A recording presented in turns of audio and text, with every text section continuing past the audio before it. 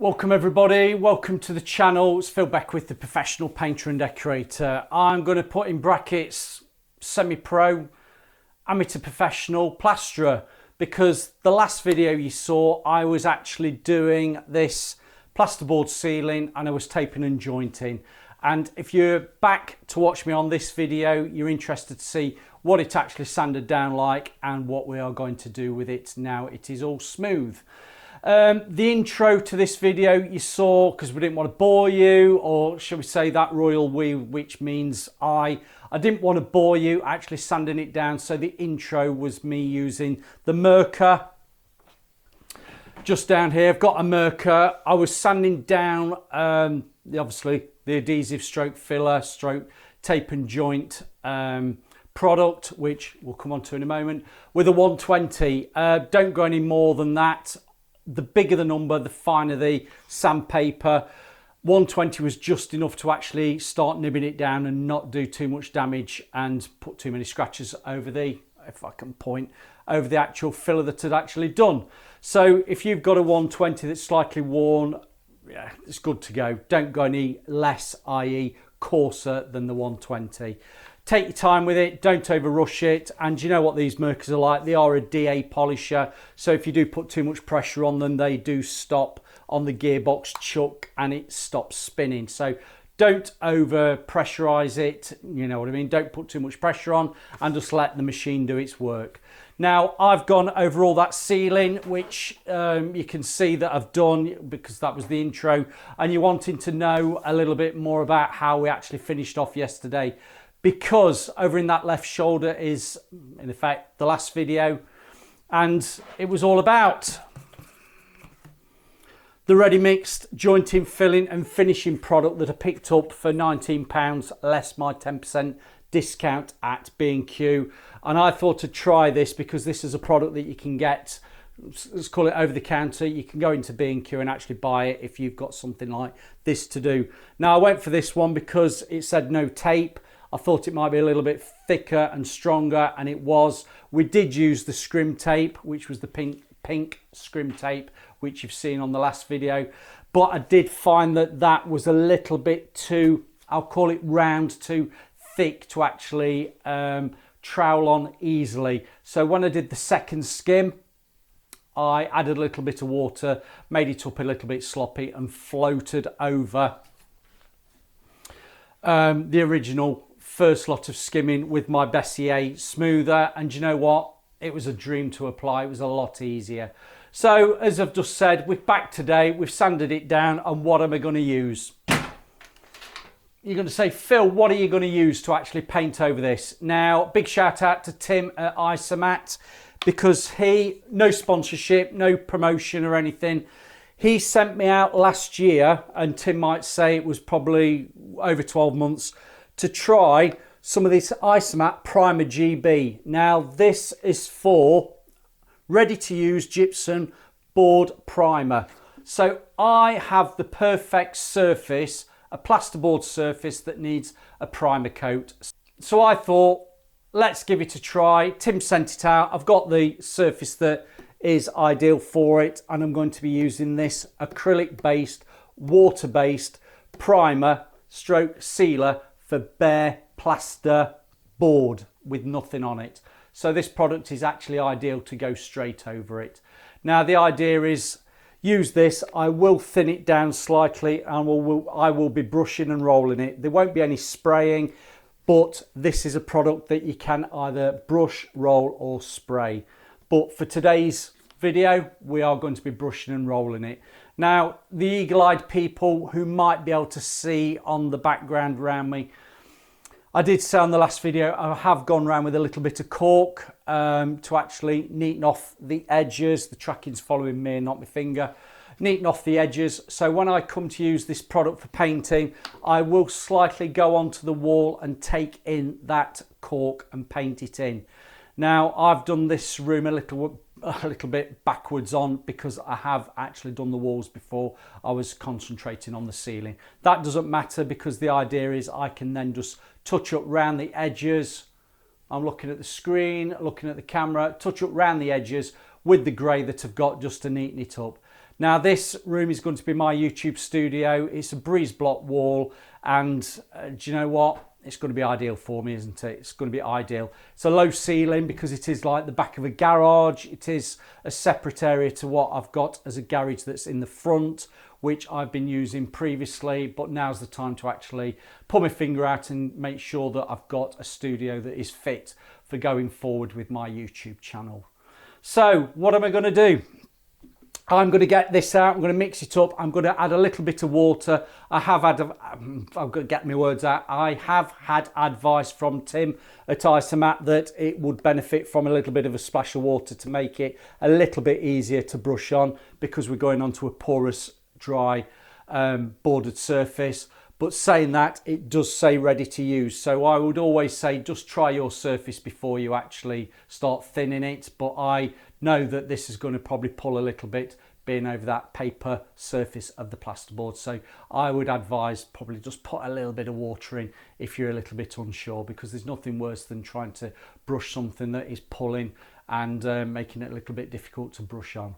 So bear with me. What I'm going to be doing now is mixing that up, and we'll get some paint out in a roller tray, roller scuttle, and we will be cutting in around the room, and then I will be rolling it. Now, for all those that are probably saying, what was your filler like when it was sanded down? Do you know what? I'm going to take you off the camera and we're going to have a close-up look to it. But rest assured, this has sanded down lovely. Using the Mirka with the dustless sander, there's very little dust on it, so I'm not needing to go around with a duster or a duster brush just to knock any powder off the surface, because if you can see by my fingers, there's next to nothing on it. What I would say is once you get that roller coat on of paint, any dust that is actually on that surface will be picked up by your paint, and with you actually applying it by brush and roller, you are in effect mechanically pushing that paint onto the surface. So long as you're not going over something that is filthy, you shouldn't have any problem with adhesion. And this is a bit of a specialist product that it does promote adhesion onto the surface, allowing a good base for any subsequent water-based paints that you want to go over in the future. Now that will be another video for what I will be using on this ceiling, but for now this video is all about painting the bare plasterboard and using this Isomat, you can see it there, Primer GB. So let's just get you off the camera and let's have a look at this ceiling before I start mixing some paint up. So just coming in close as I possibly can. I don't know what you can see compared to what I can see, but this is nicely sanded over. You do feel a little bit of a, I don't want to say a bumpy ridge, but you can clearly feel where it's smooth and then goes up slightly where you've got your adhesive stroke filler over that scrim tape. But do you know what, I don't think you're going to notice it when you actually get it painted. Now any areas that I notice that just might want a little bit of filler afterwards, where a nail head's probably not got enough adhesive filler in it, I can actually do that after I've got that coat of paint on. Now anybody wanting a bit of a closer look into that cork in the angle, you can see it there. I have used the one stop cork to go around the edges, and I've also used some of the other corks that if you look in the top right corner to you, when I did the testing of 35 different corks, I found some that are good and some that aren't so good, and clearly I have used the ones that are better and good to cork around this area, because I have got through about 6 tubes. That said, I hope you can see this is nice and smooth. I'm getting you up close like a drone effect. You can see where I've actually sanded a little bit too hard. That's just what you've got to be careful of if you go a little bit too vigorous. But as I said, I'm not a plasterer, and what I've done now I'm quite happy with. So yeah, let's get that paint mixed up and start getting some paint on the ceiling. We're back now. That tub there's a 3 litre tub. I've added water no more than about 10% to it. I've used the mechanical whisk off the drill, mixed it up nicely, and I've tipped. I've got about that much, I don't know if you can see, I've got about that much in the actual bottom of this tub. So for what is in there, I'm actually going to work out that paint bucket. It's a nice paint bucket to work out of. The other paint scuttle that I've got, I've tipped out the remainder of the paint into that, and the roller sleeve I've got, I believe, is an Axis, and it's a medium pile. So that's not too long a pile to apply over a smooth surface. I wouldn't expect too much orange peel from it.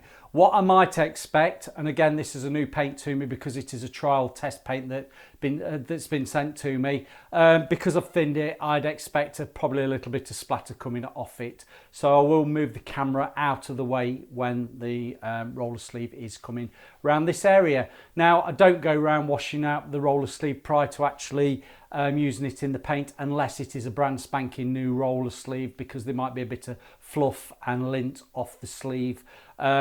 If it's already been washed out numerous times, which mine has, I think there's no issue with you actually bedding that roller. And I'll go over here. If it'll track me, will it track me? I'll dip out. I'm dipping out and coming back. I've got that roller there, and it is actually bedding into the paint because I'm going to cut in first and then come back to it. So load your roller sleeve up, and that will soak into that nap of the roller. So that being said, I'm going to start down that bottom end and cut in, and then I'm going to start rolling. You'll see me do a bit of cutting in. I'll freeze the camera, then I'll come back to actually rolling it. You'll see me roll, and then I will come for a little bit of a conclusion at the end to see what it's actually like. So catch you in a few seconds. Right, I've actually done the cutting in behind the camera, so I can actually follow on from these corners here, just there, and going all the way around. Before anybody asks me, I'll tell you this. If you just read the side of the can, I'll read it for you. Description of fields of application. Primer GB is a white, ready to use acrylic water based primer for gypsum board to be painted over with water based emulsion or acrylic paints, which is what I'm going to be doing. I'm trying to do these plasterboards like they do in America without any plaster skim over it. And if I can see the rest of it, it says promotes good adhesion of paints to gypsum boards to improve their hiding power, ensuring surface coverage with just one coat. Well, I'm not worried about that because there's going to be 2 coats of emulsion going over the top later on another video. And then it just say application applicable also to other absorbent surfaces such as concrete, masonry, plaster, render, skimmed coated walls, etc. Almost odorless and environment let's get that right. There's a full stop and a comma. It says almost odorless environment and user friendly. Directions of use, blah blah blah blah, blush roller cleaning, clean with water, coverage, blah blah. Yes, yeah, we've covered all the other bits. So yeah, so far so good. I must say I have thinned it, and I am noticing that I've thinned it. It is still pulling slightly because we're going over an absorbent surface. So I don't know what it would have been like if I hadn't thinned it. It would have been like pudding. Yeah. So let's crack on.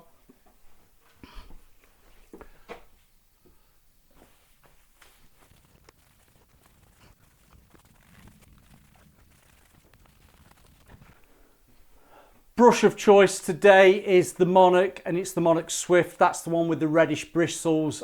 Quite like that brush.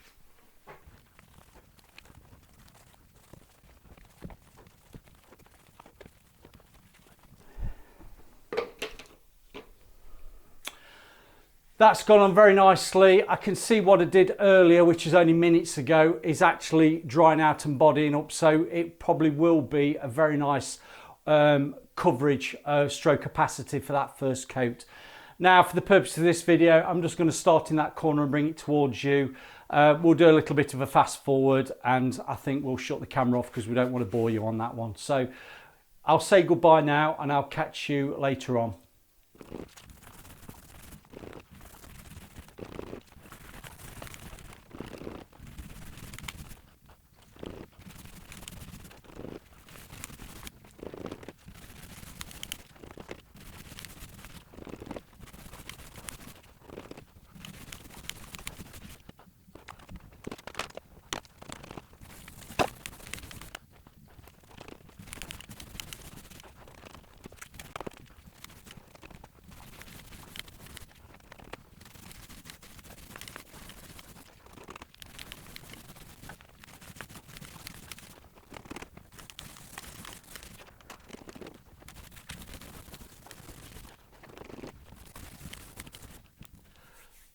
Okie dokie, that ceiling's now done and complete. I've got to say the opacity of that, even though I thinned it down, I'm going to say no more than 10%. It's actually really bodying up. It's not quite dry. There's a few areas that are still showing a little bit damp, but rest assured it is drying off very nicely. Now this is the first coat going on. This will be in effect your base for any paints that you want to paint over that plasterboard in the future. Now my next painting on this ceiling will be with some finish emulsion paint, 2 coats, but this has given me, or gave me, depending on how we want to word it for watching, a sound base to actually work over. Now there's some people going to be screaming at the screen saying, fairly, you could have just used some cheap emulsion, thinned it down, used it as a wash coat. Let me tell you, applying that, and I'm pointing down there because the tub's behind me, or behind you, that does not brush on like a cheap contract matte emulsion or a cheap just ordinary vinyl matte. That actually goes on quite, I don't want to say creamy, it's not a creamy feel to it, but it actually goes on smooth. Do you know when you, let's give an analogy of, you know when you stick some ice cream in the microwave and it thins it down, it's still got a consistency to it, but you actually feel like you're putting on something. I'm not putting on ice cream, I'm putting on a quality paint, and that's what Isomat paints are. These are quality paints. It is a proper acrylic paint. It's gone on, it's given me a nice flat surface. You can't see if we go there, it's given me a nice flat surface. That Axis roller sleeve being that medium pile, there's next to no orange peel on that ceiling. You will see that on a future video. I will go close up on that one. The only thing I've got that I'm noticing is there's a few bits of skins that have probably just fell off around the lid of the tub that's just dropped in. That's not a problem, because when I come to do my final coats, I will just go over with a sanding pad, you know, on a pole, just to knock off any of those anyway. I did flick off anything that I could see as I was rolling, but all in all, let me get one off now. There's one there. They're just little bits of skin. There's nothing. If you just strained it for spraying, you wouldn't have a problem. What have I got to do next? Got to let this dry, and I can just see where accidentally I've missed some screw heads that just want filling over. I will do that with a fine surface filler just to skim those over. But other than that, it looks a flat ceiling, and that's what I actually want.